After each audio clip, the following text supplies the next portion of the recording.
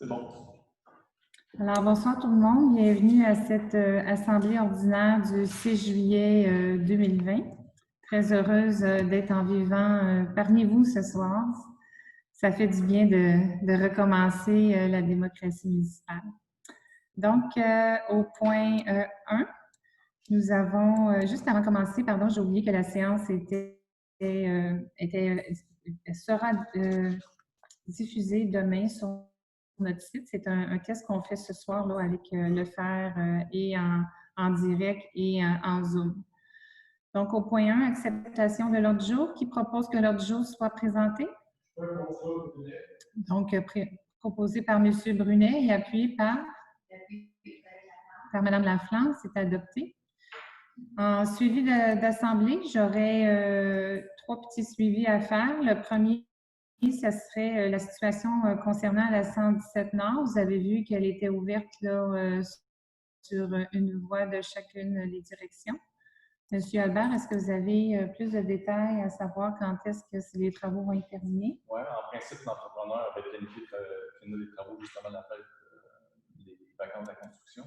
De l'avis de Benoît, c'est peut-être pas impossible, ça dure un petit peu plus longtemps. Le chantier est quand même assez majeur, assez complexe. C'est assez impressionnant d'ailleurs sous les vues, le camion qui descend jusque dans le bas. C'est assez gros. Fait que, il n'est pas impossible que ça soit fini d'ici 2 semaines, mais on soupçonne que ça va peut-être être un petit peu plus long. Mais heureusement, la voie en direction sud est ouverte dans les deux directions. Parfait, merci. Deuxième suivi, c'est la réhabilitation des rives au parc Chemin du Pont. Si on peut passer à la prochaine diapo, on a une photo. Nous avons planté plusieurs arbres et arbustes sur le chemin du pont afin de protéger les rives parce qu'on perdait quelques mètres par année. Donc, on a fait la plantation il y a 2 semaines de ça. Et il y a une clôture qui s'en vient avec une affiche là, expliquant qu'est-ce qu'on a fait, puis demander aux gens de protéger le travail qui a été effectué. Et au point 3, c'est l'Assemblée d'information concernant le règlement, le projet de règlement 757-63-20, modifiant le règlement de zonage numéro 757-07 et ses amendements afin d'apporter certaines précisions aux dispositions particulières en zone de contrainte et à certains articles concernant les fonctionnaires désignés. Nous attendions le OK du gouvernement pour faire une assemblée de consultation publique. Ce OK est venu samedi dernier. Donc, l'assemblée d'information sera le 3 août à 18h30, soit une demi-heure avant l'assemblée régulière du Conseil. Possiblement que cette assemblée sera tenue au chemin de la gare, là, à la salle polyvalente. On va calculer combien de personnes peuvent rentrer là-bas. Dans notre salle, présentement, on a de la place pour 9 citoyens. Donc, on va voir si à la salle polyvalente, on a un petit peu plus de place là, pour accueillir plus de personnes. Donc, au point 3, c'est la première période de questions de 15 minutes. Il y en a une à la fin de l'Assemblée. Alors, si vous avez des questions, merci de vous présenter avant de m'adresser vos questions. Est-ce qu'il y en a? Oui, Mme Guertin. En fait, je vous ai envoyé une liste. Oui, je vais lui répondre à la fin. Okay. Je l'ai avec moi. C'est bon pour la fin? OK, donc on va poursuivre. Au point 4, acceptation des procès-verbaux des assemblées du 1er juin et du 11 juin. Si les procès-verbaux sont jugés conformes, qui en propose leur adoption? Proposé par Mme Laflamme et c'est appuyé par? J'appuie, par Mme Janotte, donc c'est adopté. Au point 5, acceptation des comptes payables et des comptes payés au 6 juillet 2020. Mme Laflamme, pouvez-vous nous faire un résumé, s'il vous plaît? Je vais vous demander de parler un peu plus fort pour qu'on puisse entendre à l'enregistrement ici. Alors, les dépenses ont été révisées avec la directive des finances. Les comptes payables s'élèvent à 266 525,85 sous. Et pour la même période, terminant à la fin de juin, les factures payées s'élèvent à 28 598,25 sous. Et ceci complètement à part. Merci. Alors, est-ce que vous en faites une proposition? Oui. Donc, c'est proposé par Mme Laflamme et c'est appuyé par? par M. Brunet, c'est adopté. En 6 correspondances, 6.1, nous avons reçu une correspondance de la municipalité de Morin Heights demandant à la MRC d'accepter les chiens sur le corridor aérobique. Donc, nous avons décidé d'appuyer la résolution de Morin Heights et de faire la même demande à la MRC. Donc, M. Albert, pouvez-vous nous lire le projet de résolution, s'il vous plaît? Oui, on dit attendu la résolution numéro 193-02-20 de la municipalité de Morin Heights concernant l'interdiction des chiens sur le corridor aérobique. Il serait résolu d'appuyer la municipalité de Morin Heights dans sa démarche auprès de la MRC des Pays-d'en-Haut de procéder à la révision des dispositions de son règlement 93 afin de permettre la présence des chiens en laisse sur le corridor aérobique.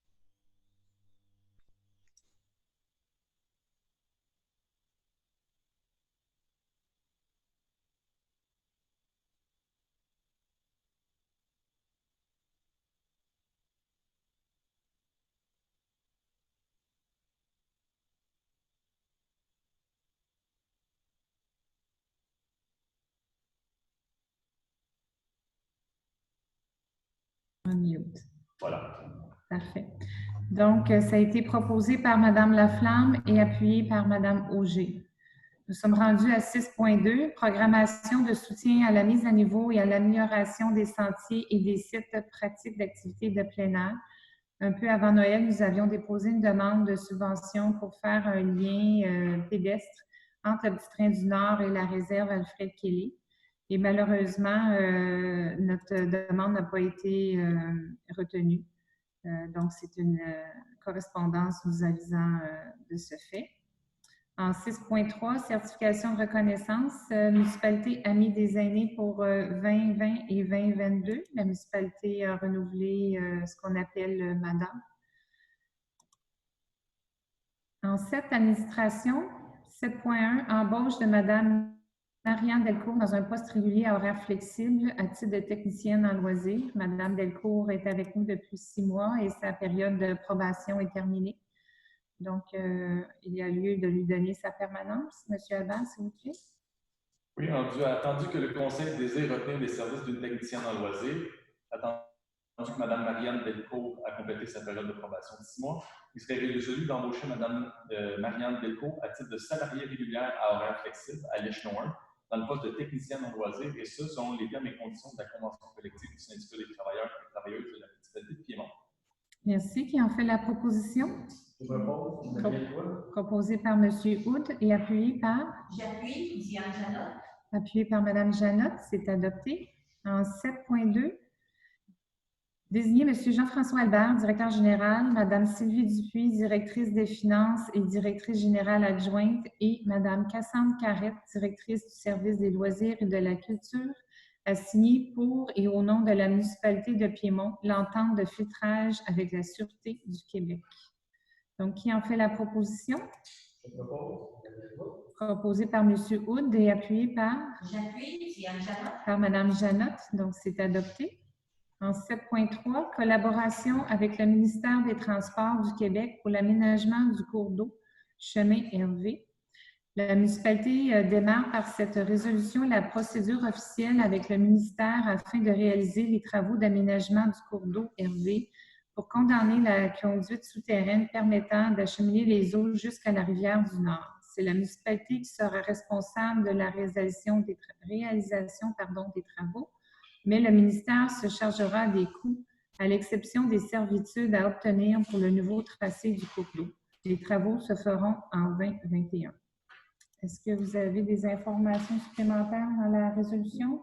Non, pas vraiment. C'est vraiment le premier geste très officiel à poser dans le fond, mais il va y avoir d'autres qui vont suivre, notamment des protocoles d'entente signés qui vont être déposés formellement sur la table du Conseil pour autorisation de signature.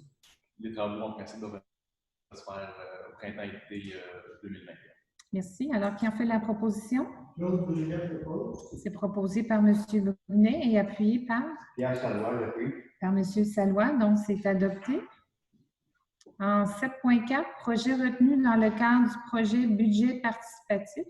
La municipalité a commencé cette année une nouvelle initiative de faire un budget participatif pour ses citoyens. Donc, ce projet a été lancé en mars et nous avons reçu 4 projets.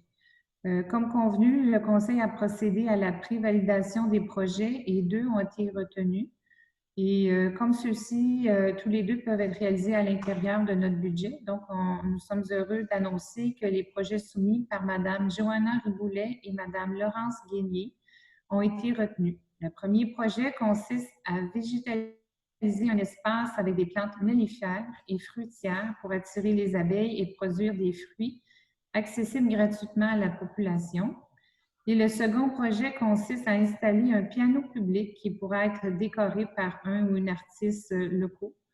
Et ça sera accessible pour toute la population. Donc, félicitations gagnants et merci à tous ceux qui ont participé. Cette expérience nous encourage à poursuivre pour cette initiative pour l'année prochaine. Donc, qui en fait la proposition? Je propose Valérie Laflamme. Proposée par Mme Laflamme et appuyée par? J'appuie Diane Janot. Mme Janot, donc c'est adopté. En 7.5, autorisation de vente du bâtiment situé au 3044 boulevard Curie-Labelle à Prévost pour la régie intermunicipale Saint-Anne-des-Lacs, Piémont et Saint-Hippolyte.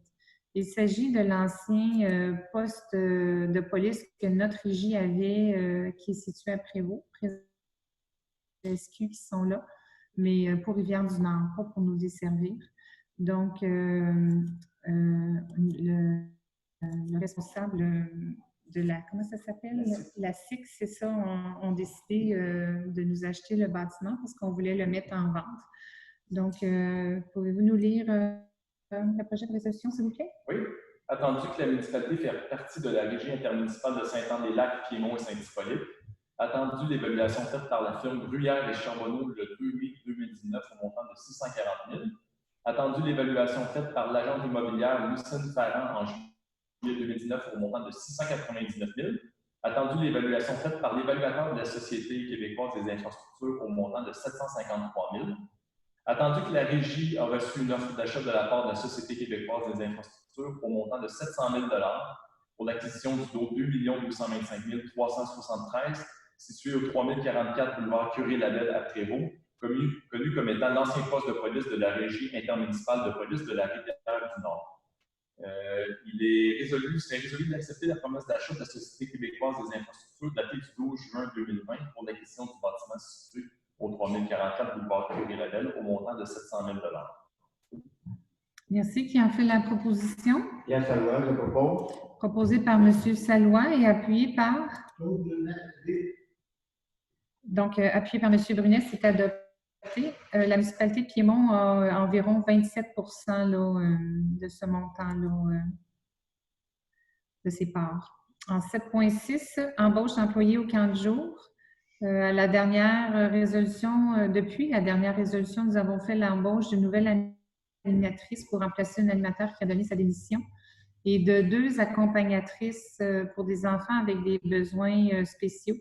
Que nous avons pu accueillir encore une fois au camp cette année, malgré qu'ils ne sont pas ni de Piémont ni de Moronites, parce que nous avons été capables, avec les nouvelles normes, d'accepter toutes les demandes des citoyens de Piémont et Moronites. Donc, ces enfants-là, de l'extérieur, un de Saint-Adèle, un de Saint-Sauveur, sont acceptés à notre camp. Ils viennent depuis plusieurs années. Donc, est-ce qu'on a besoin de la résolution? C'est bon comme ça? Parfait. Qui en fait la proposition? Je propose Daniel Claude. Proposée par M. Houd et appuyée par? J'appuie Valérie Laflamme. Par Mme Laflamme. Donc, c'est adopté. En 7.7, embauche d'une manœuvre temporaire aux travaux publics. M. Albert, s'il vous plaît. Oui, c'est pour un surplus de travail. En fait, c'est une habitude qui se fait année après année là, depuis quelques temps. Donc, il serait résolu d'embaucher M. Gabriel Théoli à titre de manœuvre temporaire à horaire flexible aux travaux publics, à raison de 40 heures par semaine à compter du 6 juillet 2020 jusqu'au 18 décembre 2020 à l'échelle des conditions établies à la Convention collective des employés de la municipalité de Piémont. Merci. Qui en fait la proposition? Proposée par M. Brunet et appuyée par? Pierre Salois, j'appuie. M. Salois. Donc, c'est adopté.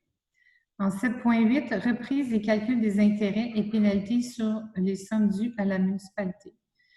Afin de donner un répit aux citoyens, y compris nos commerces, pendant la pandémie, la municipalité avait rapidement annulé l'application des pénalités et intérêts sur les sommes dues à la municipalité, donc les taxes non payées. Un des effets de cette mesure était de reporter l'échéance des paiements. Cette mesure était nécessairement vouée à être levée avant la fin de l'année, étant donné qu'on n'a pas le choix de percevoir les taxes pour boucler notre budget. Donc, environ 15% des citoyens se sont prévalus de cette opportunité lors de l'échéance de juin. Les citoyens auront 2 mois pour se préparer pour le paiement, car le Conseil estime que l'échéance du 1er septembre serait pertinente. Donc, qui en fait la proposition? Proposée par Mme Laflamme et appuyée par? J'appuie. Daniel Wood. Par M. Hood. Donc, c'est adopté. En 7.9, contrat à King Communication pour la conceptualisation et signalisation de rue. Le Conseil avait prévu dans son PTI une somme de 10 000 $ pour la conception, création ainsi que la réalisation de quelques enseignes qui doivent respecter la signature unique de Piémont. Donc, M. Albert, s'il vous plaît. Oui, attendu l'offre de services professionnels de la compagnie King Communication pour la conceptualisation et présentation de la signalisation de rue et identification des commerces. Il serait résolu d'octroyer le contrat pour la conceptualisation et présentation de la signalisation de rue et identification des commerces à la compagnie King Communication conformément à la soumission déposée pour un montant maximum de 3 600 $ plus taxes. Cette somme sera prise en même le surplus d'État. Qui en fait la proposition? Je propose, Pascal Auger. Proposée par Mme Mauger et appuyée par? J'appuie, Diane Janot. Par Mme Janot, c'est adopté. En 7.10, programme de réhabilitation du réseau routier local. Il s'agit d'une demande de subvention pour 3 ponceaux sur le chemin à Vida. M. Albert, s'il vous plaît. Oui, attendu que la municipalité de Piémont ait connaissance des modalités d'application du volet redressement des infrastructures routières locales, connu sous l'acronyme RIRL. Attendu que la municipalité désire présenter une demande d'aide financière au ministère des Transports pour la réalisation des travaux d'amélioration du réseau routier local niveau 1 et 2. Attendu que les interventions visées dans la demande d'aide financière sont inscrites à l'intérieur d'un plan d'intervention pour lequel la MRC des Pays d'en Haut a obtenu un avis favorable du ministère. Il s'est résolu d'autoriser la présentation d'une demande d'aide financière et confirmer son engagement à faire réaliser les travaux selon les modalités établies dans le cadre du volet RIRL. Merci. Qui en fait la proposition? Donc, c'est proposé par M. Brunet et appuyé par? Appuyé par Mme Laflamme, c'est adopté. En 7.11, je n'ai pas le titre exact sur mon... Est-ce que je peux avoir le titre exact, s'il vous plaît? J'avais une feuille, puis elle est partie. Merci. Donc, résolution demande au gouvernement du Canada de démarrer un processus de consultation et d'information aux citoyens sur la technologie cellulaire 5G. Monsieur Albert, s'il vous plaît, pouvez-vous nous donner des explications? Oui, on peut lire la résolution. On dit attendu que les municipalités sont des gouvernements de proximité responsables de l'aménagement du territoire, à même de connaître et ressentir les préoccupations légitimes des citoyens. Attendu que la municipalité est sensible aux préoccupations et inquiétudes des citoyens concernant la technologie cellulaire 5G. Attendu que la municipalité estime que l'Institut des télécommunications et le gouvernement fédéral n'ont pas informé tous les citoyens sur les avantages et les inconvénients de cette technologie.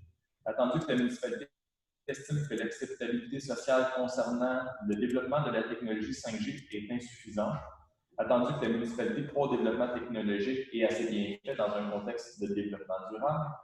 Il serait résolu de demander au gouvernement fédéral de débuter un processus de consultation et d'information concernant la technologie du 5G et de transmettre cette résolution au Premier ministre, au ministre de la Santé, au ministre de l'Innovation, des Sciences et du Développement économique, au ministre de l'Environnement et à la députée fédérale de Laurentide-Labelle. Merci. Qui en fait la proposition? Je propose, Pascal Auger. Proposée par Mme Auger et appuyée par? Donc, M. Brunet, c'est adopté.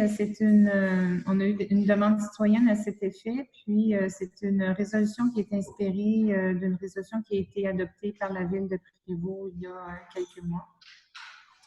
Donc, règlement en 8.1, adoption du règlement 872-20 relatif à l'utilisation des pesticides. L'avis motion avait été donné à la dernière Assemblée. Monsieur Albert, pouvez-vous nous lire le projet de résolution, s'il vous plaît? Oui, c'est très simple. Attendu la volonté du Conseil de réglementer l'utilisation des pesticides, attendu qu'un avis de motion a été donné à la séance du Conseil municipal du 1er juin 2020 et que le projet de règlement a été présenté à cette même date, il serait résolu d'adopter le règlement 872-20 relatif à l'utilisation des pesticides. Merci. Qui en fait la proposition? Je propose Diane Jeannot. Alors, c'est proposé par Mme Jeannot et appuyé par Daniel Wood. M. Houle. C'est adopté. En 9, travaux publics, information par le conseiller responsable, M. Claude Brunet. S'il vous plaît, vous pouvez parler fort, qu'on vous entende bien. Réunion de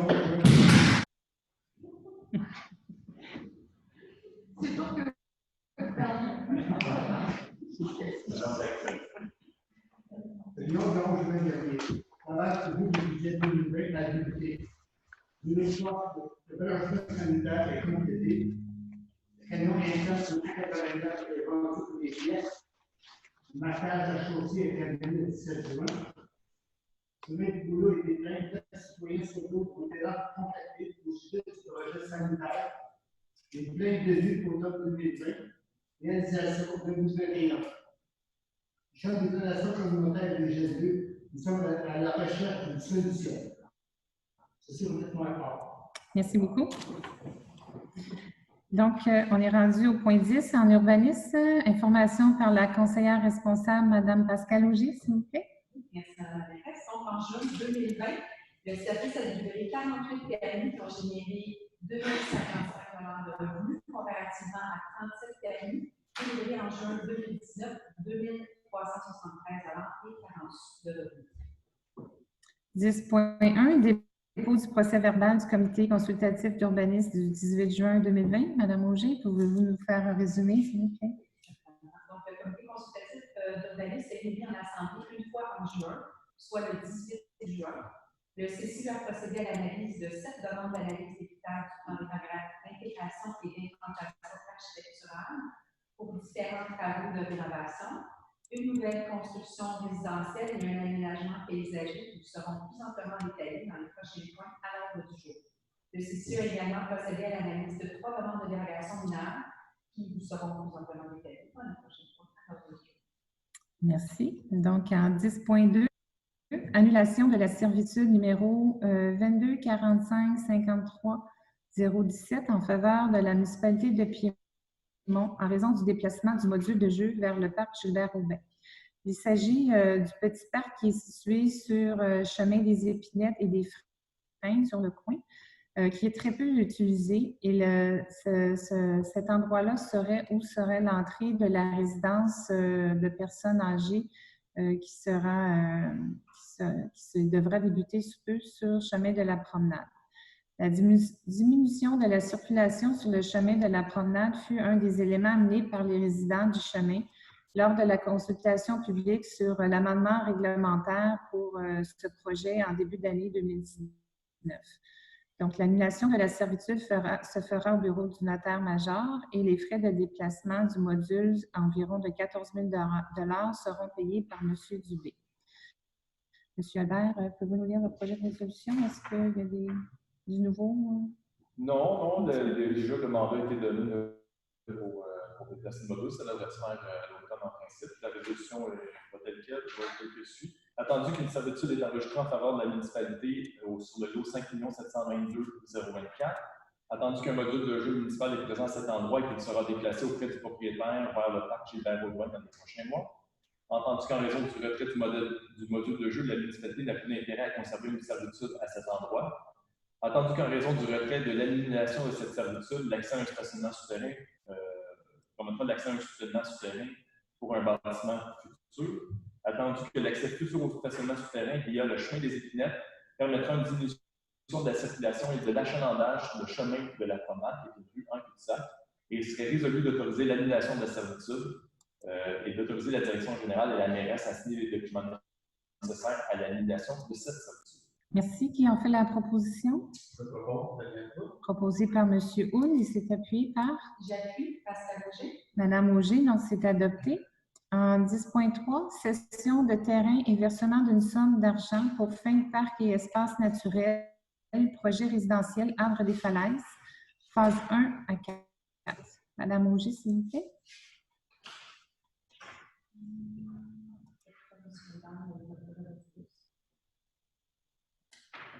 Ouais. Oui. Pour lire le projet de résolution? OK.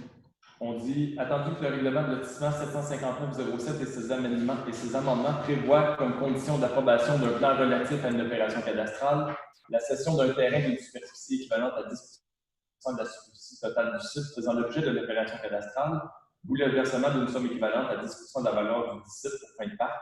Attendu que la superficie totale du site à l'étude soit les phases 1 à 4 pour le calcul de cession de frais de parc pour l'opération cadastrale projetée et de 970 611,70 mètres carrés et que les frais de parc seront cédés en partie en terrain et en partie monétairement. Attendu que la compensation monétaire en frais de parc équivalent de l'opération cadastrale à payer de 59 407. Attendu que les lots projetés suivants seront cédés à des fins de parc de la municipalité pour l'opération cadastrale, totalisant une superficie de 82 mètres carrés 882. Le tout selon le plan de lotissement portant le numéro de 15 725 préparé par M. Martin Tennant, arpenteur géomètre, en date du 4 juin. Attendu qu'en plus des frais de parc de 10 déjà rénoncés, les lots projetés suivants comportant des zones humides seront également cédés à la municipalité, totalisant une superficie de 84 628,5 m², tels qu'ils apparaissent au même plan.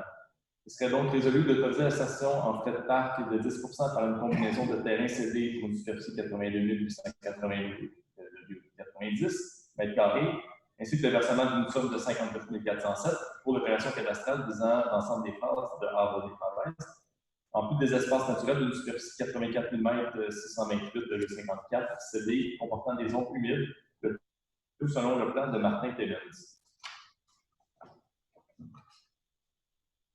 Parfait. Donc, si vous avez besoin de plus d'explications, il y a le projet en entier qui est sur notre site de la municipalité. Qui en fait la proposition? Je propose Pascal Auger. Proposé par Mme Auger et appuyé par? Par Mme Laflamme. Donc, c'est adopté. En 10.4, remboursement de la somme de 2 500 $ pour un PPC-moi payé le 26 février 2019 pour une demande non recevable au 881 boulevard des Laurentides. Donc, il s'agit d'une demande qui a été faite en février 2019, mais suite à l'analyse du dossier et du projet déposé, il fut soulevé qu'un PPC-moi ne pouvait être déposé en raison de la non-conformité à l'article 4.2 du règlement 835-15 sur les PPC-moi, où l'on stipule que tout projet doit être conforme au plan d'urbanisme. En ce cas-ci, la densité du projet dépassait celle indiquée au plan d'urbanisme. Donc, qui en fait la proposition? Je propose Pascal Auger. Proposé par Mme Auger et appuyé par? Par Mme Janotte. Donc, c'est adopté. Les demandes d'analyse des critères de plan d'implantation et d'architectural, PIIA. 10.5, c'est sur un projet de lotissement sur le chemin de la rivière. Donc, c'est le projet qu'on vient de parler qui s'appelle Havre des Falaises. Madame Auger, là, c'est le bon moment.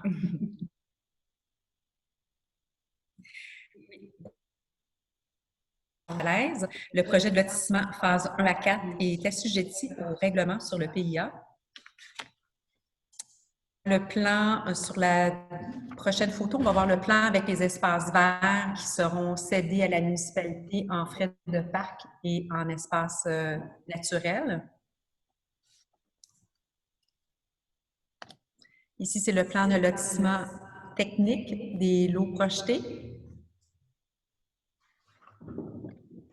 La partie de la phase 1 de développement qui a déjà été lotie, mais qui sera légèrement modifiée afin de permettre l'aménagement d'un sentier piéton longeant la réserve Alfred Kelly.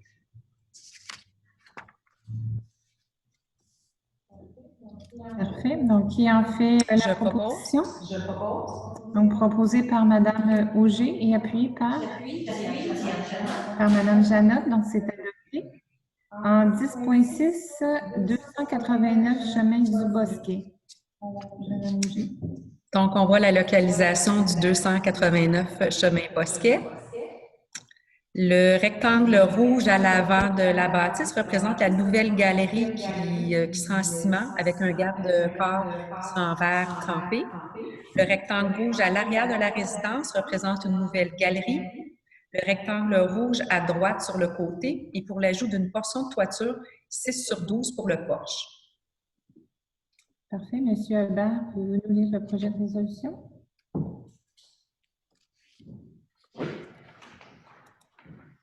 On va directement au résolu. On dirait, il serait résolu d'accepter la recommandation du comité consultatif d'urbanisme concernant la demande déposée sur les travaux de rénovation extérieure au 289 chemin du Bosquet. Parfait. Qui en fait la proposition? Je propose. Madame Auger, et appuyé par J'appuie. Daniel Roux. Monsieur Hull, c'est adopté. En 10.7, le lot 6 357 107 chemin Hervé, nouvelle construction. Madame Auger, les explications, s'il vous plaît. Oui, donc demande pour une nouvelle construction pour une résidence isolée sur le chemin Hervé. À la prochaine photo, on va voir les photos des résidences voisines sur le chemin Hervé.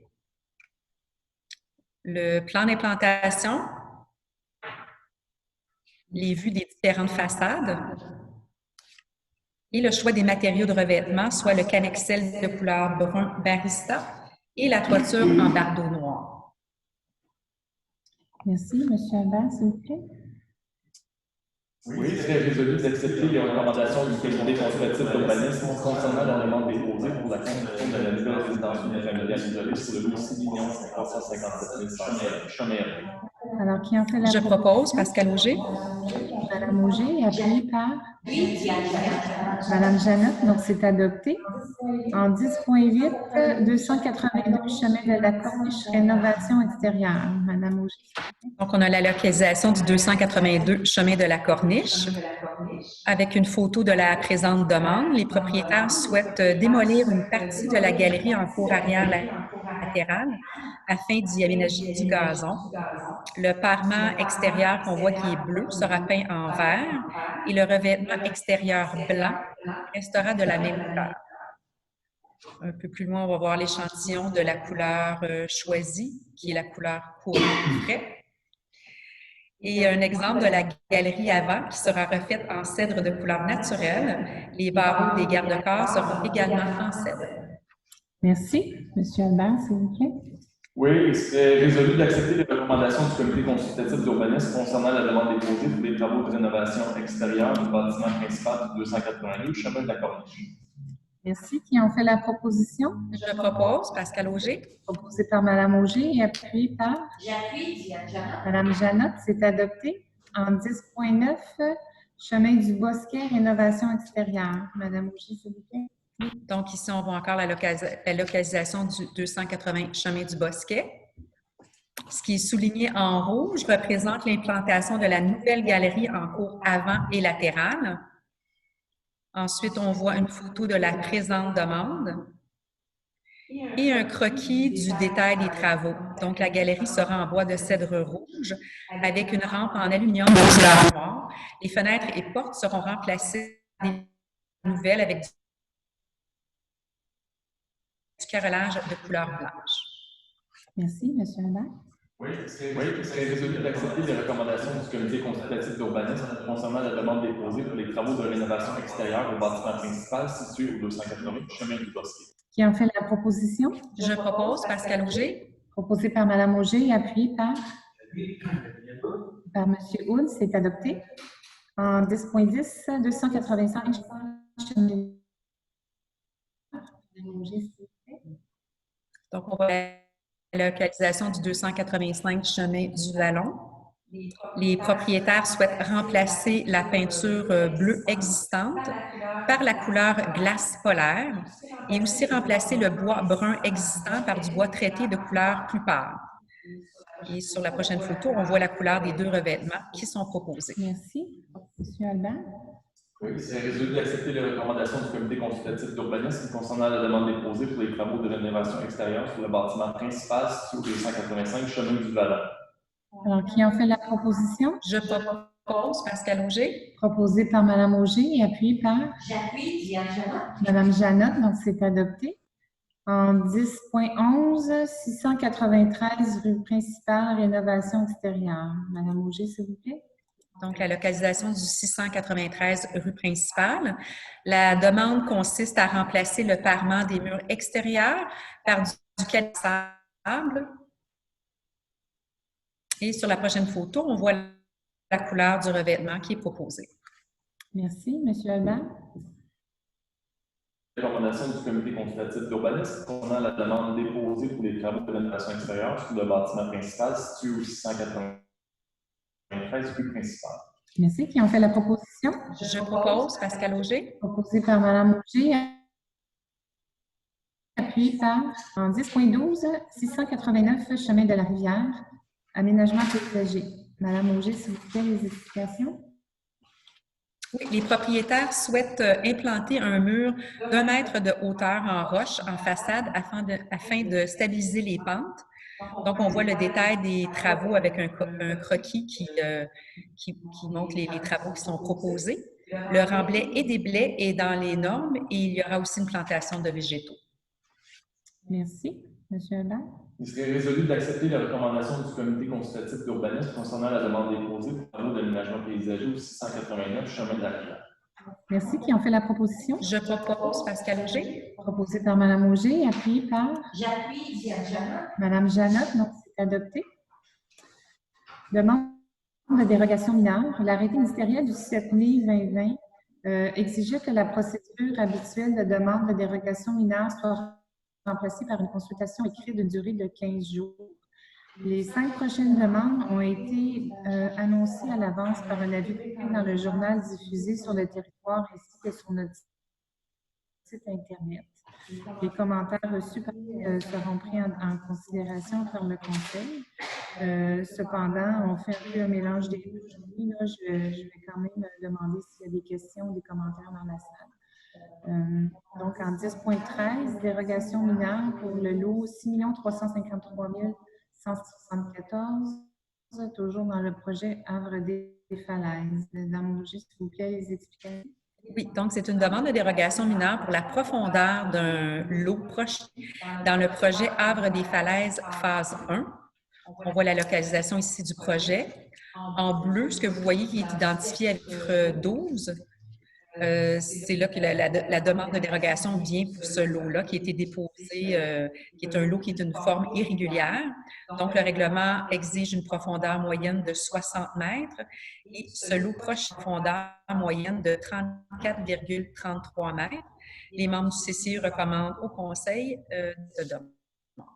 Merci. Donc, nous n'avons pas eu de questions concernant cette demande. Les commentaires ou des questions dans la salle concernant cette demande de dérogation? Oui, Mme Guertin. Deux questions. C'est par rapport au chemin de la Rivière.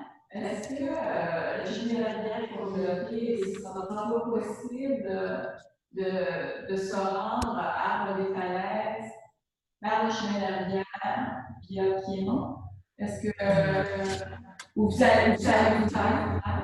Non, ce n'est pas prévu que ça soit ouvert parce qu'on pense que le chemin de la rivière n'est pas assez solide pour supporter tout ce trafic-là. Donc, vous avez quand même gardé le nom de la rue? C'est le nom qui existe présentement. Pour tout le projet Havre des Falaises, on va donner des noms pour chacune. Ça va être regardé légalement, qu'est-ce qu'on peut faire. Mais présentement, le nom légal, et il existe, c'est le chemin de la rivière qui va jusqu'à Prévost. Puis, mon autre question, c'est par rapport à la profondeur. Vous acceptez une profondeur qui est à peu près la moitié d'une profondeur habituelle, normale ou réglementaire, je ne sais pas quel mot. Pourquoi? Ça a une forme irrégulière, mais c'est quand même un très grand lot, ce terrain-là. Je n'ai pas exactement. On peut vous revenir sur exactement la grandeur du lot, là, mais c'est tous des très grands terrains qu'il y a sur. C'était la raison pour laquelle. C'est minimum 55 000 pieds carrés. On pourrait revenir avec la grosseur exacte, M. Adam, pour faire un suivi. Merci. Donc, quelqu'un peut lire le projet de résolution, M. Albert, s'il vous plaît? Oui, c'est résolu de demande de dérogation de l'heure afin de remettre le réseau de la profondeur moyenne dans moyenne 353 à 34.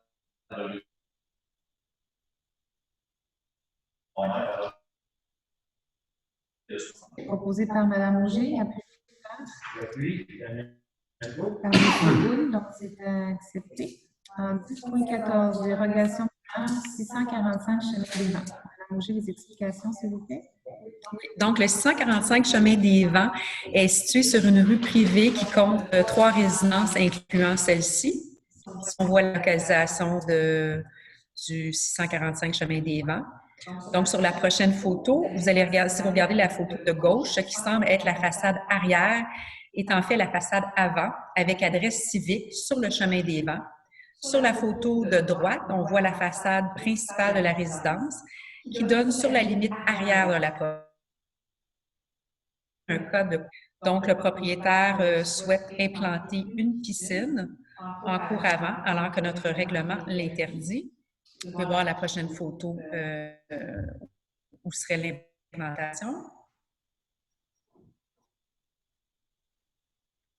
Donc, dû à la topographie du terrain et surtout à la situation de cour inversée, les membres du CCU sont favorables à l'implantation de la piscine creusée en cour avant. Parfait. Suite à un commentaire, je ne sais pas si M. Filatro, vous voulez en parler ou je peux dire comme vous voulez. Oui. Youssef. Ça fait 17 ans que je reste là, ça fait 50 ans que la maison est construite. Je n'ai jamais réalisé que c'était nouveau avant. La rue arrête avant.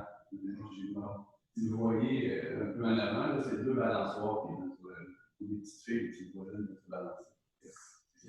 Tous les arbres partout, on voit autour de la rue du chemin. À ce moment-là, quand j'ai parlé à Mme Youssef, elle me disait bon, on va régulariser la situation en faisant une dérogation mineure. On va régulariser la situation complète, que ça, c'est votre cour arrière. La maison passe au moins comme ça, donc c'est vraiment de l'autre côté. Ça fait 17 ans que je suis là, c'est la première fois que j'ai un peu estomaqué de savoir ce match. Moi, je comprends que la seule rue, la rue dans laquelle j'accède à la maison, c'est le chemin des Vents, l'adresse est sur le chemin des Vents. Mais si les personnes qui viennent comme Mme SCLU, Mme SCLU, ont constaté que c'est une situation particulière, mais c'est d'accord, on va dire c'est un cours agréable.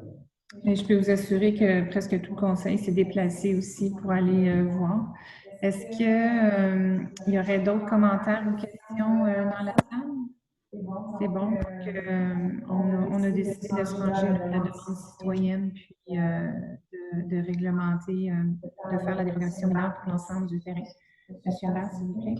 Oui, c'est ça. Donc, il serait résolu d'accepter en partie les recommandations du comité consultatif d'urbanisme concernant la demande de dérogation mineure afin de permettre l'implantation d'une piscine creusée en cour avant ainsi que son enceinte et ses accessoires mécaniques, alors que la réglementation prévoit qu'une piscine doit être implantée en cour latérale ou arrière. De plus, le Conseil accepte la demande concernant les changements demandés pour les notions de cours afin de permettre l'implantation de bâtiments accessoires et constructions complémentaires présents dans l'article 2 sur le chemin des Vents et le mur arrière du bâtiment principal, comme étant une cour arrière et non une cour avant, telle que le prévoit la réglementation, en raison de l'orientation de la façade principale du bâtiment, et ce, à la condition que l'implantation du bâtiment accessoire et ou construction complémentaire devront être implantées à une distance minimale de 6 mètres de la limite de propriété donnant sur le chemin des Vents. Merci. Alors, qui en fait la proposition? Je propose Pascal Auger. Proposé par Mme Auger. J'appuie, Diane Jeannot. Mme Jeannot, donc c'est adopté. En 10.15, dérogation mineure sur le lot 4 946 88 chemin des Cormiers. Mme Auger, s'il vous plaît. Oui, alors c'est une demande de dérogation mineure qui a été déposée afin de permettre l'implantation d'une remise à jardin en cour avant secondaire. Considérant le terrain accidenté. Oh non, excusez-moi, je n'ai pas le bon. Désolée, j'ai pas le. Je sais de toute façon, je connais mes affaires par cœur. Donc, on voit le rectangle, c'est pour l'implantation d'une piscine creusée pour. C'est du Lavoie qui a un projet de copropriété. Donc, habituellement, une piscine creusée ne peut pas être implantée sur un terrain qui est vacant. Et de là, la demande pour la dérogation mineure. Éventuellement, ce terrain-là va être annexé à l'autre terrain, donc ça va devenir un projet ensemble. Parfait. Est-ce qu'il y a des commentaires ou des questions dans la salle concernant cette dérogation mineure? C'est bon. Monsieur Albert, s'il vous plaît. Oui, il serait résolu d'accepter les recommandations du comité consultatif. Résolu d'accepter les recommandations du comité consultatif d'urbanisme concernant la demande de dérogation mineure afin de permettre l'implantation d'une piscine creusée sur le lot vacant portant le numéro 4 946 alors que la recommandation prévoit que une fonction complémentaire de piscine creusée va être autorisée à la solution un bâtiment principal. Merci. Et en fait, la proposition? Je propose Pascal Auger. Proposée par Mme Auger et appuyée par? J'appuie, Diane Janot. Madame Janot, donc c'est adopté. En 10.16, dérogation mineure, 400 chemin des Chouettes. Oui, voilà. Alors, une demande de dérogation mineure a été déposée afin de permettre l'implantation d'une remise à jardin en cours avant secondaire. Considérant le terrain accidenté, l'eau stagnante et un muret de pierre de 4 pieds de hauteur dans la cour arrière, le seul endroit possible pour l'implantation d'une remise est sur le côté droit de la résidence. La propriété étant entourée d'une forêt dense, la remise ne sera pas visible à partir du chemin de la montagne. Les membres du CCU étaient tous favorables à accepter cette demande. Merci. Monsieur Albert, s'il vous plaît. Oui, il serait résolu d'accepter les recommandations du comité consultatif d'urbanisme concernant la demande de dérogation mineure afin de permettre l'implantation d'une remise à jardin détachée en cours avant secondaire, alors que la réglementation prévoit qu'une remise à jardin détachée peut seulement être implantée en cours latéral ou arrière. Merci. Qui en fait la proposition? Je propose Pascal Auger. Proposée par Mme Auger, appuyée par M. Houd. Donc, c'est adopté. En 10.17, dérogation mineure, 180 chemin des carrières. Mme Auger. Oui, alors il s'agit ici d'une demande de dérogation mineure qui avait été étudiée au CCU au mois de mai passé. C'est un bâtiment qui a été construit en 1968, alors que la réglementation pour les marges avant était différente. Les propriétaires ont déposé une demande de dérogation mineure afin de régulariser leur situation. Le bâtiment est à 4,30 mètres de la marge avant, alors que le règlement actuel exige un minimum de 15 mètres. Monsieur Albert, s'il vous plaît. Oui, il serait résolu d'accepter les recommandations du comité consultatif d'urbanisme concernant la demande de dérogation mineure afin de permettre l'implantation de bâtiments résidentiels existants possédant une marge avant de 4,3 mètres, alors que la réglementation exige un minimum de 15 mètres.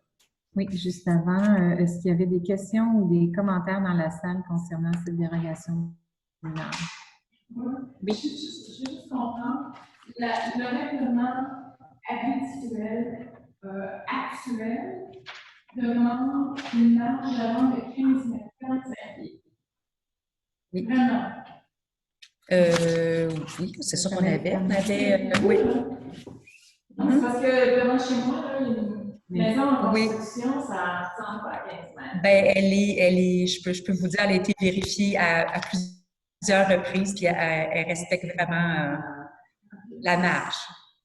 Mais ça ressemble pas à ça. Je le sais, oui. Oui. Parfait. Donc, qui en fait la proposition d'accepter cette dérogation mineure? Je propose. Oui. Donc, proposé par Mme Auger et appuyé par? J'appuie, Diane Janot. Par Mme Janot, c'est adopté. Au point 11, environnement, information par la conseillère responsable, Mme Diane Janot. Merci, Mme la mairesse. Votre information est bon de bébé dans la jury, ferme la tournée, venant suivi de primaire à nouveau cette année, à la mi-juillet, pour déterminer les 3 grands gagnants. Nous vous rappelons que nous avons toujours 3 catégories, c'est-à-dire maison unifamiliale, multifamiliale et éco-responsable. Les noms des gagnants seront dévoilés lors de la séance du Conseil du mois de septembre prochain. Et nous recevrons une carte cadeau de valeur de 150 $ dans une pépinière locale. On souhaite de bonne chance à tous. Merci. Au point 12, finances, information par la conseillère responsable, Mme Claudette Laflamme, s'il vous plaît. Au 30 juin, je vais vérifier le revenu des dépenses. Le revenu du 30 juin s'élevait à 7 399 331 $. La même période, les dépenses de Administration, 597 991 $. Sécurité publique, 520 592 $. Transport, 726 962 $. Bien du milieu, 969 134 $. Aménagement et urbanisme, 222 736 $.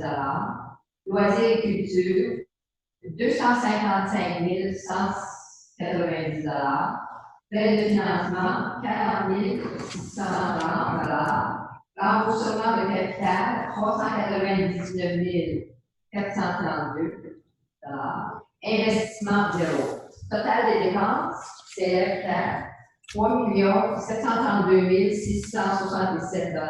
La différence entre les revenus comptabilisés et les dépenses de fonctionnement, il est un solde de 366 664 $. En pourcentage, les dépenses font 44,84 % des dépenses pour les prévisions budgétaires et les revenus comptabilisés s'élèvent à 93,48 %. Et ceci complètement rapport. Vous avez une ventilation en graphique ou sur le diapo. Merci, Mme Laflamme. Donc, au point 13, loisirs, sport et plein air, information par le conseiller responsable, M. Houd. Merci, Mme la ministre. Le défi de la corniche aura lieu dimanche, le 16 août, au profit de Tel Jeune. La municipalité a engagé Mme Cassandre Carrette à titre de directrice des loisirs. Elle entre en fonction lundi prochain, le 13 juillet. Le campus a débuté la semaine dernière. 93 enfants qui sont inscrits, donc 39 équipes. Qu'est-ce que c'était? Merci, M. Houd. En point 14, Régie d'assainissement des eaux usées, Piémont-Saint-Sauveur. Information par le conseiller responsable, M. Pierre Salmois. Oui, suite à notre demande, la passerelle Raymond va être peinturée incessamment. C'est complètement rare. Et en point 15, Commission de la sécurité publique, M. Salmois. Oui, il a été décidé d'embaucher un chef des opérations pour suppléer, par exemple, M. Blanc tombe malade, ou toute autre raison, celui-ci pour enlever la relève. Un poste clé pour le service des incendies. Merci beaucoup. Au point 16, informations diverses, j'aimerais vous informer que le pont de la sortie 57, qu'on appelle le Sainte-Anne-des-Lacs, devrait être démoli sous peu. Les travaux sont sur le point de commencer. L'échéancier en termes de mois va ressembler un petit peu à celui qu'on a eu sur la sortie 58 à Piémont. Mais je ne suis pas certaine que ça va être prêt pour Noël, comme ça avait été le cas là, à Piémont. Mais le démolissement devrait être très bientôt. La prochaine assemblée du Conseil est le 3 août. Je vous demande de porter l'attention, comme j'ai dit un petit peu plus tôt, c'est possible que nous tenons l'assemblée à la salle polyvalente de la gare à Piémont. Si elle peut contenir plus que de personnes qui actuellement dans la salle du Conseil, c'est ce qu'on va faire. On va déménager là-bas. J'aimerais aussi vous rappeler de faire attention à l'eau potable et à toujours vérifier la soupe-feu quand vous voulez faire des feux, surtout si c'est assez ouvert sur notre territoire. Nous avons un très bel été, mais très sec. En 17 variants, 7.1, résolution, libération de dépôt de garantie pour le 918 boulevard des Laurentides. Lors de l'émission du permis pour la mise en place d'une enseigne sur poteau, un dépôt de garantie de 2 000 $ avait été demandé pour garantir les travaux d'aménagement. Et ceux-ci ont été complétés, donc il a fallu de retourner le dépôt. Qui en fait la proposition? Je propose que Proposée par Mme Laflamme et appuyée par? J'appuie, Par Mme Jeannot, c'est adopté. En 17.2, résolution, modification du règlement d'emprunt numéro 870-20. Alors, le ministère nous demande de modifier notre règlement d'emprunt. C'est le règlement que nous avons fait pour le terrain qui est tout près du chemin Olympia, pour acquérir le terrain. C'est que nous avons mis le montant moins une subvention que nous avons eue de 30 000 $ et le ministère nous demande de mettre le montant total et par la suite d'affecter la subvention au montant. Monsieur Albert, avez-vous des informations? C'est très clairement indiqué, oui, c'est exactement parfait. ça. Dans le fond, on vient changer à la demande même du ministère certains articles du règlement pour faire cette précision-là. En termes de finalité, ça ne change rien parce que c'est exactement la même dépense. Mais pour le ministère, c'est préférable d'avoir la dépense totale inscrite au règlement qui inclut donc la portion subvention. J'en profite aussi pour vous dire qu'on travaille toujours pour avoir d'autres subventions pour ce fameux terrain-là. Et on voit que du côté du gouvernement, tout le moins, c'est difficile d'avoir des subventions ces temps-ci. Il n'y a plus d'argent pour faire beaucoup de projets. Donc, qui en fait la proposition? Proposée par Mme Laflamme et appuyée par? Par M. Hood. Donc, c'est adopté. En 17, résolution, réalisation de travaux pour l'installation de la patinoire dans le parc Gilbert-Roubaix. Les travaux, c'est des travaux nécessaires afin d'aménager la patinoire dès cet automne dans le parc Gilbert-Roubaix. Le petit train du Nord a vraiment besoin de plus de places de stationnement et ça fait plusieurs années que la MRC demande à la municipalité si on peut déménager notre patinoire. Donc, on en profite pour la mettre dans le parc Gilbert-Roubaix avec un plan directeur qui va vous être présenté bientôt. Les bancs de la patinoire exigent une fondation en asphalte pour qu'on ait un ancrage durable, surtout que la surface dans le parc est composée de remblais. Donc, nous allons faire une partie des travaux en régie pour réduire les coûts et le pavage sera donné à l'externe. Donc, qui en fait la proposition? Je propose Daniel Hood. Proposé par M. Hood et appuyé par? J'appuie, Pascal Auger. Par Mme Auger. Donc, c'est adopté. En 17.4, avis de motion présentant un projet de règlement numéro 873-20 décrétant l'annexion d'une partie de la ville de Sainte-Adèle. Donc, il s'agit toujours ici du chemin Hermitage. Nous devons refaire la demande au complet parce que les délais légaux n'ont pas été respectés et le ministère nous demande de refaire la demande au cas où que certains citoyens aient changé d'idée. Donc, qui donne l'avis de motion? Pierre Salois, je donne l'avis de motion. Donc, l'avis de motion est donné par M. Salois et possiblement que nous allons faire une assemblée extraordinaire là, pour passer ce règlement comme il se doit. Donc, ça m'amène à la période de questions. Au point 18, le Conseil va toujours recevoir les questions des citoyens par écrit s'ils veulent le faire, s'ils ne veulent pas se déplacer. Donc, nous allons poursuivre cette façon de fonctionner pour ceux qui le désirent. Vous êtes toujours bienvenus à venir les poser directement à notre assemblée. Donc, 2 personnes m'ont envoyé des questions. J'ai reçu une question de M. René Lapierre concernant le chemin de la gare. En fait, il aimerait savoir quelles mesures vous allez mettre en place pour contrôler la vitesse excessive et le bruit infernal des voitures qui circulent sur les chemins de la gare et de la montagne près de la piste cyclable. Cette année, il y a eu une forte augmentation des cyclistes et des piétons. Le chemin de la gare est très étroit. Malgré une ligne continue sur la chaussée, il y a des dépassements. Nous avons été témoins d'une jeune touriste qui est tombée par terre par peur alors qu'une voiture a frôlé sa jambe. Il n'est plus question de temps avant qu'un accident plus grave s'y reproduise. La vitesse est de 30 km/h et plusieurs voitures, et j'insiste sur plusieurs, circulent au-delà de 70 km/h à les entendre embrayer en 3e et 4e vitesse pour ralentir rapidement avant de faire un arrêt, si ce n'est qu'un ralentissement pour partir plus vite. On se croirait sur une véritable piste de course. Les gens choisissent les Laurentides pour la paix, la tranquillité. Il est du devoir de nos autorités de les assurer, sans parler de la sécurité de ses citoyens et ses visiteurs. Donc, j'ai confiance que vous porterez une attention à cette situation. Et effectivement, on en a parlé aujourd'hui. Qu'est-ce qu'on va essayer de faire? C'est de mettre des bollards pour essayer de ralentir dans ce coin-là. On a parlé de dos d'âne, mais on ne pense pas que ça va être une solution. Les dos d'âne, c'est très, très bruyant pour les personnes qui restent devant le dos d'âne. Et il y a beaucoup de circulation, effectivement, là, dans cet endroit-là. Donc, on pense que ça va être plus un désagrément qu'aider la situation. Alors, on va regarder pour les bollards et on va interpeller aussi nos 2 marraines là, de la sécurité du Québec pour qu'il y ait une attention particulière qui soit apportée sur ce tronçon de la municipalité. On a eu beaucoup de visiteurs au printemps. Notre municipalité elle a été vraiment prise d'assaut par les touristes, par les gens de Montréal.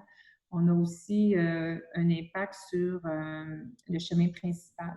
Le chemin principal aussi, on a eu plusieurs remarques de nos citoyens. Donc, ça aussi, je vais vous faire un suivi dans les prochaines rencontres. Et des motos sur le chemin de la Corniche pour venir voir la construction. Oui, bien, c'est ça. Le dimanche à 4 heures. On va envoyer la Sécurité du Québec à ce moment-là. C'est beau. Alors, la deuxième personne qui m'a posé des questions, c'est Mme Louise Gertin. Donc, j'en ai plusieurs. On va y aller une à la fois. Alors, la première, quand prévoyez-vous recommencer à tenir les assemblées publiques? Donc, c'est fait. On a eu le OK seulement samedi dernier. Donc, j'ai brassé tout le monde aujourd'hui pour être capable de tenir cette assemblée. Donc, merci beaucoup à toute l'administration de m'avoir suivi. Au point 2, eau usée. Est-ce qu'un espace est prévu pour l'ajout d'un bassin aéré si cela s'avérait nécessaire face à l'augmentation de la densité et ou limiter les versements dans la rivière? En fait, l'année dernière, on a terminé le plan directeur pour la régie des eaux usées avec Saint-Sauveur. Puis, ce qu'on a fait, c'est qu'on a regardé dans un horizon de 10 ans tous les nouveaux développements qu'il pourrait avoir dans les 2 municipalités. On a regardé aussi ceux qui pourraient se brancher à l'égout. On a tout fait cette capacité-là et l'étude a démontré que pour les 10 prochaines années, la capacité est amplement là avec ce qu'on a présentement comme système. On avait, entre autres, mis le projet de Silco à presque 300 maisons là, dans ce projet-là et finalement, il va y avoir des fosses septiques. Fait que ça nous donne du jeu aussi beaucoup. Donc, côté capacité pour les étangs aérés, pour les 2 municipalités, il n'y a aucun problème.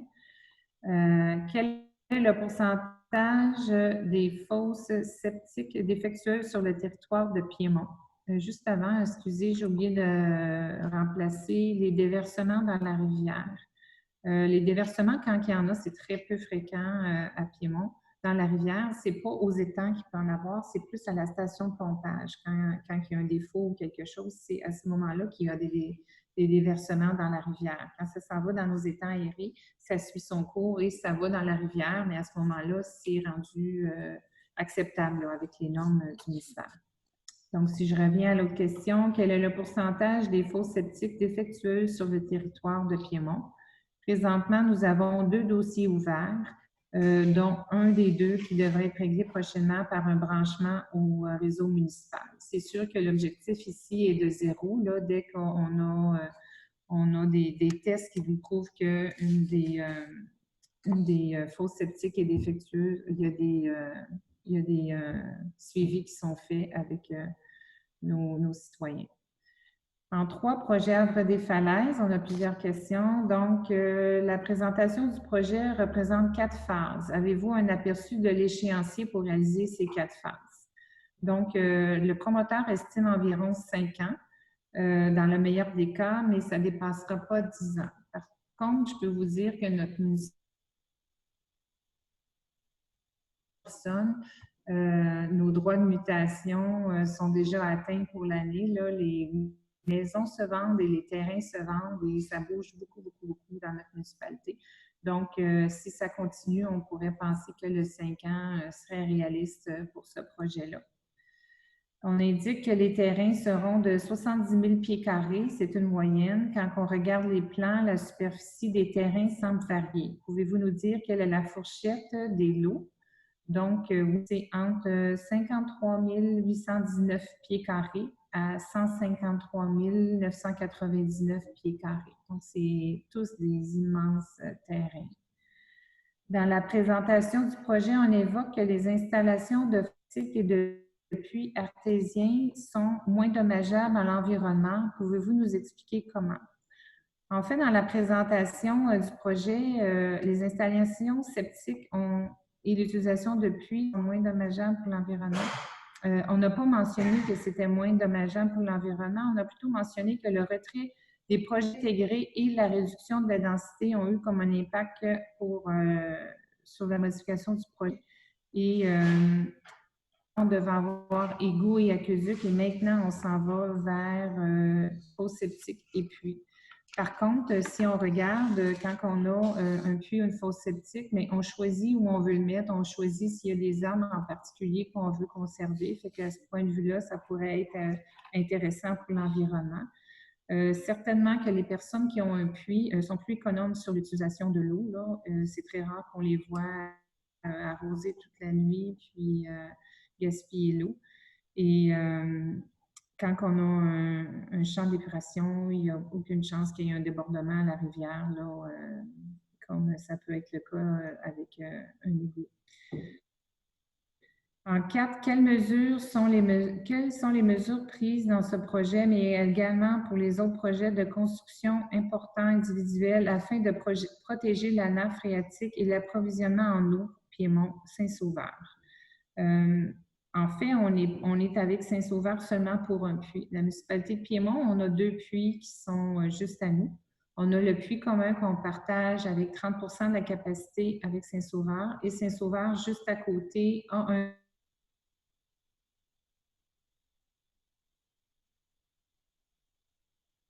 avec la municipalité. Et présentement, on n'utilise pas le puits commun de la municipalité de Piémont. On utilise seulement nos 2 puits et on n'est pas en capacité dans nos 2 puits. Donc, on a quand même beaucoup de jeux. On a aussi acquis, il y a 3 ans maintenant, le fameux puits Labrador qui pourrait être remis aux normes assez rapidement si jamais on avait besoin. Donc, côté capacité, notre municipalité, on est correct là-dessus. Et présentement, on est en train de réaliser une étude de vulnérabilité des sources destinées à l'alimentation en eau potable du réseau aqueduc municipal. C'est une démarche qu'on fait conjointement avec la Ville de Saint-Sauveur et ça a pour but de mettre en lumière les faiblesses, les problèmes, les menaces qui affectent nos sources d'alimentation en eau potable. L'étude permettra de dégager des priorités d'intervention pour réduire les menaces et pour élaborer un plan d'urgence approprié. Donc, on a différents règlements qui assurent que l'utilisation de l'eau potable est contrôlée dans la municipalité. Il y a aussi, concernant les puits individuels, un règlement sur le prélèvement des eaux et leur protection qui édite les normes d'aménagement de ces puits individuels, s'assurant d'une localisation en matériaux adéquats afin d'éviter la contamination des nappes phréatiques. Au point 5, vous pouvez accorder combien de permis pour la construction de piscines sur les 111 maisons? On parle toujours du projet Havre des Falaises. En fait, ça pourrait être jusqu'à 111, étant donné que c'est des grands terrains, s'il y a des demandes, on pourrait aller jusqu'à 111 si c'est le cas. Est-ce que la construction de piscines peut avoir un impact sur l'approvisionnement en eau? Donc, chaque maison a un puits et normalement, quand on a un puits, on ne remplit pas la piscine avec le puits, on fait venir un camion citerne. Non, ça c'est chaque propriétaire qui peut voir. Mais c'est très rare que quelqu'un utilise son puits pour remplir une piscine. Parce que c'est un des lacs qui a un règlement. Oui, OK. Ils n'ont pas d'aqueduc.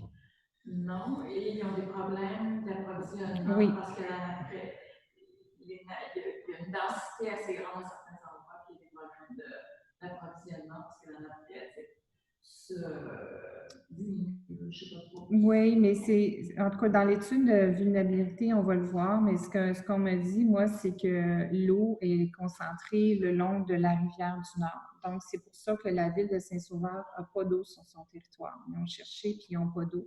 Saint-Anne-des-Lacs, c'est un peu la même chose. Il y en a, mais c'est très, très profond, puis ils ne peuvent pas avoir d'aqueduc à cause de ça aussi. C'est vraiment concentré là, le long de la rivière.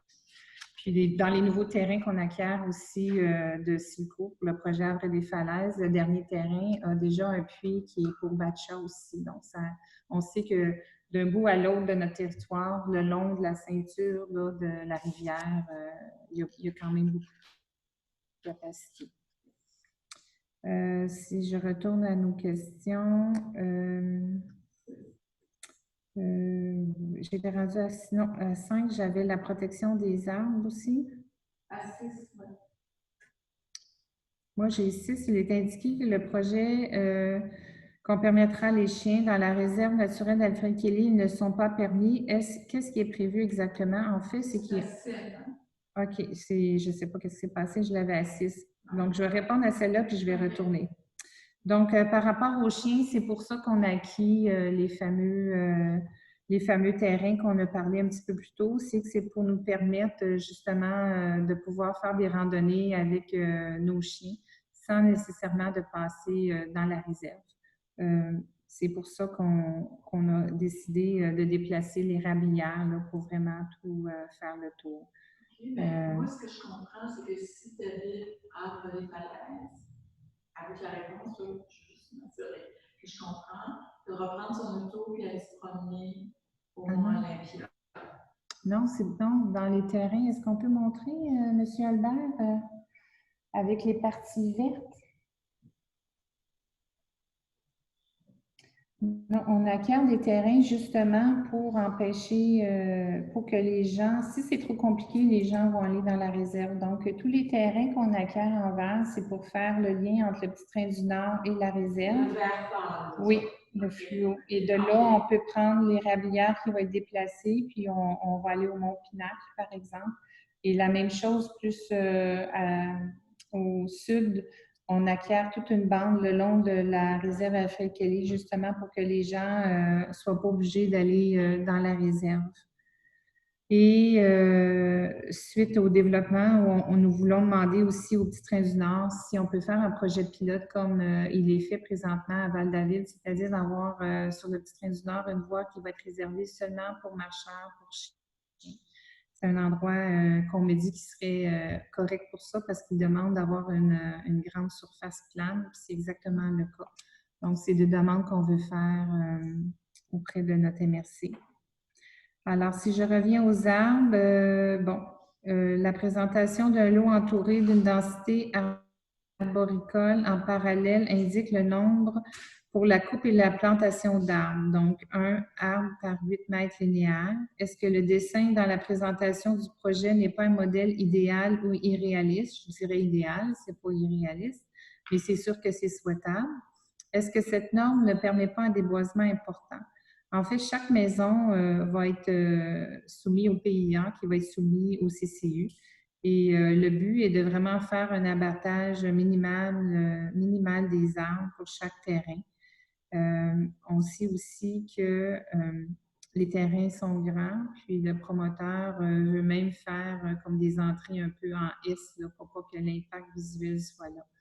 Ceci dit, il y a une très grande partie de ce terrain-là qui n'en a pas d'arbres. C'est vraiment 0 arbre. Là. Fait que dans ces cas-là, mais oui, on va demander d'en planter.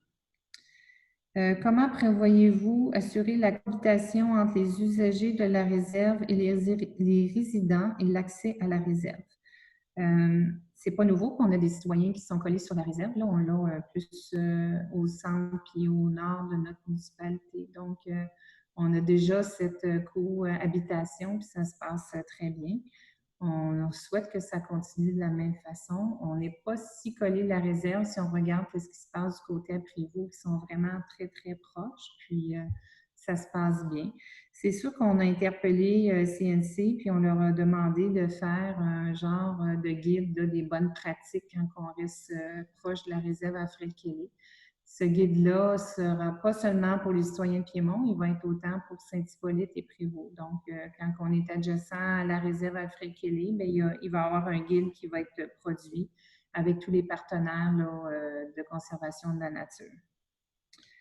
Finalement, tour cellulaire du Mont Belvedere, quel est le résultat de vos discussions avec Bell pour la reconstruction de la tour du Mont Belvedere? Alors, M. Albert, pouvez-vous nous mettre au courant là, des dernières discussions avec le responsable? Avec la personne de Bell aujourd'hui, justement, il y a eu des aménagements qui ont été faits très récemment là, pour protéger visuellement le site. En ce qui concerne la tour va demeurer telle quelle, si on veut. Son son intégrité structurelle était garantie. Elle a perdu un peu de sa couleur blanche plus éclatante. Fait que ça ne sera pas repeinturé, ça peut entraîner plusieurs nuisances. C'est un petit peu la demande de la municipalité justement de privilégier cette option-là. En principe, d'ici la fin du mois de juillet, alors que ont des problèmes d'approvisionnement apparemment, les installations seraient remises dans la tour, la tour serait remise en fonction probablement des à ce moment-là. Parce qu'aujourd'hui, j'ai entendu une CHM, c'est correct, j'ai un concert autour de chez moi, là, mais à droite, en haut, c'est ça. Puis là, vous dites qu'ils sont en train de faire un aménagement. Il est déjà fait. C'est comme une clôture en saule qui était pour cacher tout le bas. C'est surtout en période hivernale qu'on voyait. Certainement pas. Il n'y a aucun aménagement qui est prévu sur le site. En fait, il n'y aura aucun autre aménagement. Le site, dans son aménagement tel qu'il était connu, va demeurer exactement le même, à l'exception de ces petits aménagements-là qui ont été faits à la demande de la municipalité pour aider au visuel. Donc, la tour va rester dans le même montant? Exact. Plus haut? Donc, pour l'instant, c'est exactement la même hauteur. Non, mais parce que là, ils ont enlevé toutes les bébelles. Oui. Les bébelles sont là, c'est beaucoup plus haut encore. Bien, il y a eu des bébelles dont vous parlez, je pense que ça ne va pas réinstaller, c'est une ancienne répétitrice de la Géopolis, fait que ça va être un petit peu plus bas. OK. Parce que vous savez que maintenant, là, ce qu'ils ont installé, c'est des 5G. Hein? Non, on n'a pas 5G à Pinot. Les petits tours. On n'a pas 5G à Pinot. Non. Mais les installations temporaires? C'est sûr que non. Parce que la 5G, de toute façon, n'est même pas disponible dans la plupart des appareils. Eux, il fallait qu'ils donnent le service là, à ceux qui sont capables de se brancher. C'est sûr que c'est pas de la 5G. Non. Ça. Bel Canada dans les appareils 5G. Oui, c'est vrai.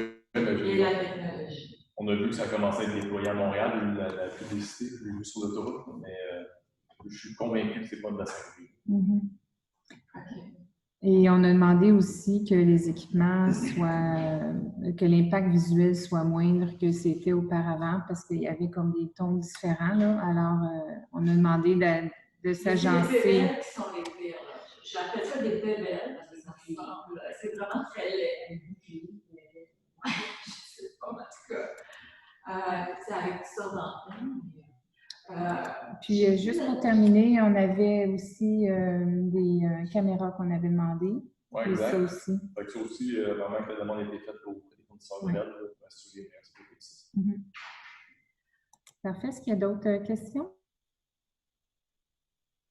C'était par rapport au 5G à votre demande au gouvernement canadien.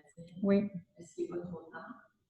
Pas trop tard. On est conscient qu'on n'a pas vraiment d'impact. C'est vraiment de juridiction fédérale, mais on s'est dit que si chacune des municipalités suivait justement le pas que Prévost avait fait, que ça allait faire boule de neige, minimalement pour informer la population, parce que l'acceptabilité sociale n'est pas là. Puis c'est difficile de même se faire une tête là, quand on regarde ce qui se passe. Donc, moi, je pense que c'est mieux tard que jamais. Est-ce qu'il y a d'autres questions dans la salle? Le 5G, c'est quelque chose qui est une distance très rapprochée, de proximité. Donc, à Montréal, on va tenter ça, mais dans l'Antille, il y a ce côté-là où on a de chance. On devrait être les derniers, en tout cas. Effectivement, c'est ça. Donc, oui. on peut avoir des choses, de sensibiliser, de faire un mois pour ça, je pense. Est-ce qu'il y a d'autres questions? C'est bon pour tout le monde? Donc, point 19, considérant que les sujets à l'ordre du jour sont épuisés, qui propose la levée de l'Assemblée? M. Salois, je propose. M. Salois, et appuyé par? Je suis. M. Houd. Donc, c'est adopté. Merci beaucoup pour votre présence. Puis, j'aimerais rappeler à tout le monde de continuer à faire attention, là, de garder le 2 mètres de distance, puis la distanciation. Le masque, c'est toujours des choses qui sont d'actualité avec ce qui se passe dernièrement. Alors, merci. Bonne soirée.